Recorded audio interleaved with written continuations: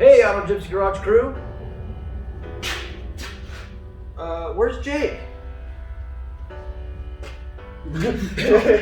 So, Jake, today we got this 74 Volkswagen Beetle. It's a local guy. His name's Matt. He's our barber at Good Old Boys Barber Shop.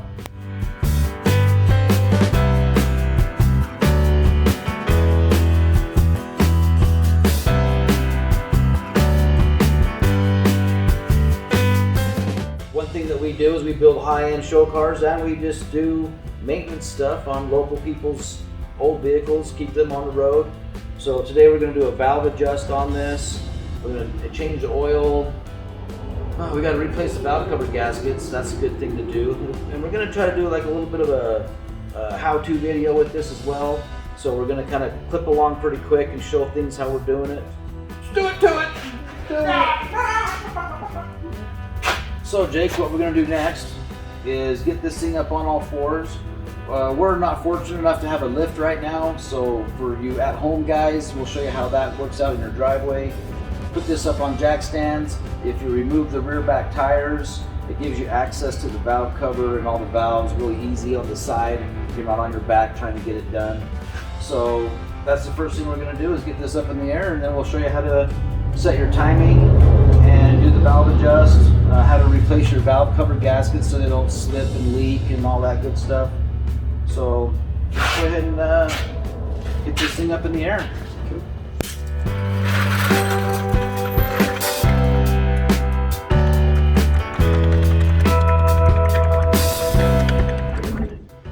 Okay guys, when you jack up your vehicle, you want to make sure you don't jack the vehicle up on your oil pan and put a hole in it.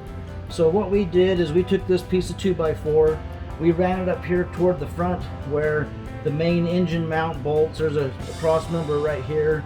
That seems to be the sturdiest place to jack up, so that's what you want to do there. So I went ahead and removed the tire. I just want to give you a quick little note on where you should put your jack stand. We went ahead and put it underneath the shock itself, right on that bottom shock mount. And as you can see, it's pretty earthquake proof. We thought about jacking it up from there, but it can cause a lot of body flex and stuff that you just don't want. So rather be safe than sorry, and so we put it underneath there. So we jacked up the front of this car just by this front crossbeam right here, and then we slid our jack stands under, and we just have them supported by the front sway bar. So that should hold it. Still earthquake proof. Since we're adjusting the valves, we're going to go ahead and give it an oil change.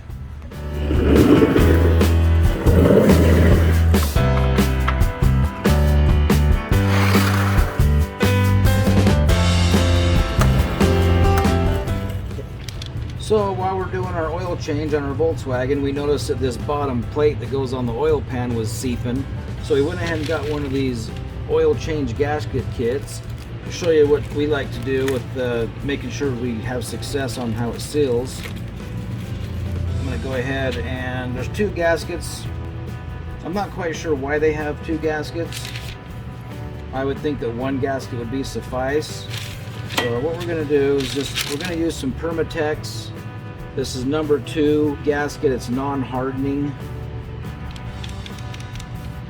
Kind of just put it in a happy little layer, nothing too brutal and thick.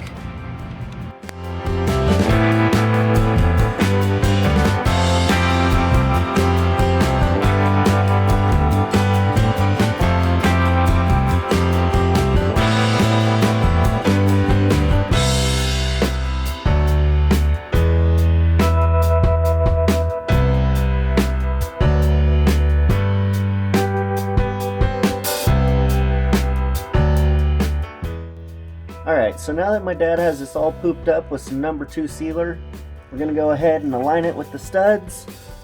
Just take your original nuts, they should be a 10 millimeter, and you just kind of want to tighten them up hand tight. But also don't forget to put these little tiny copper washers on there before you put on your nut.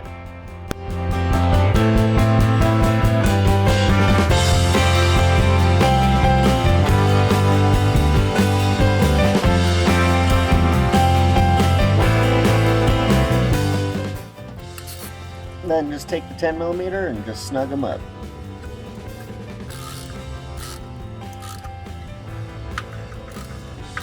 You're going to want to kind of cross pattern it, that way it goes down nice and even.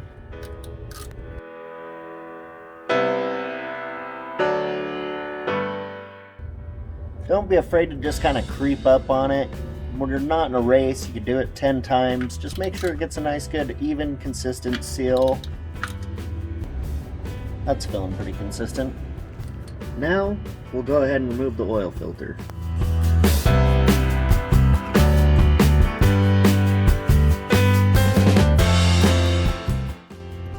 Be sure to go ahead and wipe down this little oil plate.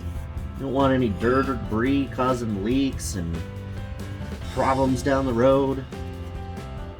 Now that we got the oil drained and the old oil filter removed, we're going to go ahead and put on this Mobil 1 high efficiency filter. But one thing I like to do before I install these is I like to put a little bit of lube on this gasket. And we'll usually put a little oil in here to kind of pre-charge the filter. You don't need a whole lot. This is a super small filter. I'll just take a little bit of oil that's right here, put it around that ring, and that makes it so it doesn't go on dry, and it gives you a better accurate torque reading, and it helps seal it up as well.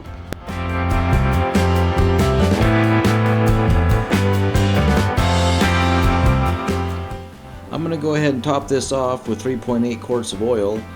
Our 1974 Volkswagen Beetle has a external oil cooler, and so it's going to require more oil than as if it didn't have one.